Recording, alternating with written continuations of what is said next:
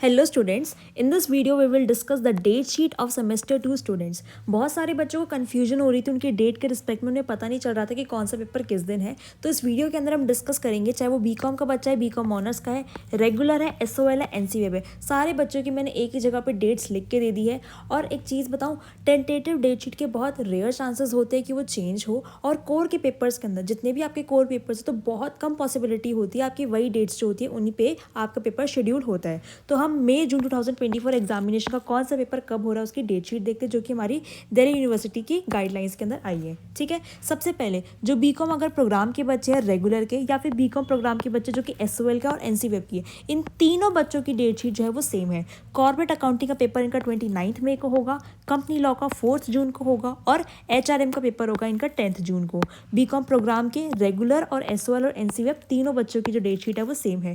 फिर हम बात करेंगे बीकॉम ऑनर्स की, तो इनका कॉर्पोरेट अकाउंटिंग का पेपर 27 मई को होगा, कंपनी लॉ का 3 जून को, और एचआरएम का 7 जून को। ठीक है, बहुत कम चांसेस है कि आपकी जो डेट्स होंगी वो फ्लक्चुएट करेंगी, वो चेंज होगी। आप अपनी डेट्स को है इनको रिकॉर्ड कर लेना, कहीं नोट कर लेना, ताकि आप स्ट्रैटेजिकली अपनी प्रिपरेशन आज से ही स्टार्ट कर दो। ठीक है, फिर हम बात करेंगे बीकॉम ऑनर्स एसओएल के स्टूडेंट्स की। इनका पेपर है 25 मई को, और लॉ का पेपर है 20 जून को, और एचआरएम का पेपर है 24 जून को। अब बेटा आपकी एग्जामिनेशन भी आ गया, डेट शीट भी सब कुछ रिलीज़ कर दिए, तो अब हमें करनी है तैयारी। तो तैयारी के लिए मैंने आपके लिए 3 कोर्सेज डेवलप करे हैं। ये कोर्सेज आपके बीकॉम और बीकॉम ऑनर्स दोनों बच्चों के लिए बनाए गए हैं। बीकॉम ऑनर्स की तीनों जो कोर सब्जेक्ट्स है, कॉर्पोरेट अकाउंटिंग, कंपनी लॉ और एचआरएम, तीनों कोर्सेज की, तीनों सब्जेक्ट्स की एक डिटेल इन डेप्थ करवाई गई है आपकी कंसेप्ट सारी चीज़ों का। ठीक है, इसके अंदर आपके इंपॉर्टेंट क्वेश्चन सारे मार्क करवाए गए हैं। डाउट आप कभी भी मुझसे पूछ सकते हैं। पीवाईक्यू एनालिसिस करवाया गया है।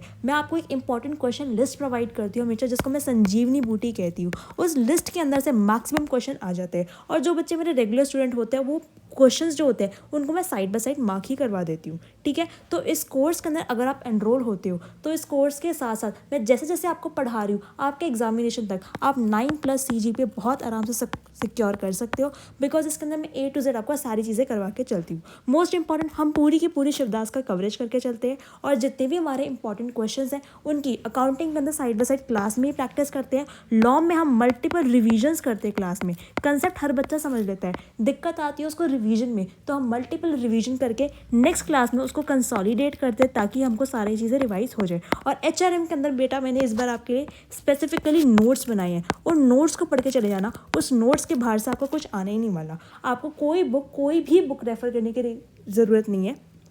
वो जो नोट्स हैं आपके मोर देन सफिशिएंट है, और बहुत आराम से बहुत तरीके से वो नोट्स बनाए गए हैं। एचआरएम के अंदर वो नोट्स जो है आप ज़रूर रेफर करना। ठीक है, अगर इसके रिस्पेक्ट में आपको कोई भी डाउट वगैरह तो आप मुझसे पूछ सकते हैं। इस चीज़ को आप अवेल कैसे कर सकते हो, डिस्क्रिप्शन में, वीडियो के डिस्क्रिप्शन में आपको लिंक प्रोवाइड होगा, लिंक पे क्लिक करके आप मेरे कोर्सेज को चेकआउट कर सकते हैं। ठीक है।